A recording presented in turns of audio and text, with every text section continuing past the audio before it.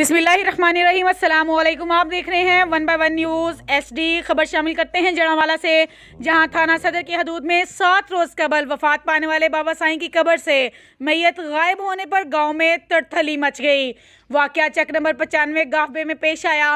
Police ने शवाहद इकट्ठे करके तफ्तीश शुरू कर दी।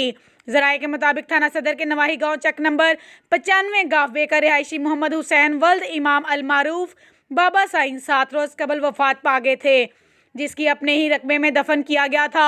गुज़िश्ता रोज़ पुलिस को 15 पर कॉल मौसूल हुई कि 7 रोज़ कबल दफन होने वाले बाबा साईं की कब्र खोदकर नामालूम अफराद मैयत निकाल कर ले गए हैं। कब्र से मैयत गायब होने पर पूरे गांव में तड़तली मच गई। इत्तला पर इंचार्ज चौकी नबील घुमन पुलिस नफरी के हमरा जाए वकुआ पर पहुंच गए। पुलिस ने तमाम शवाहद इकट्ठे करके तफ्तीश शुरू कर दी।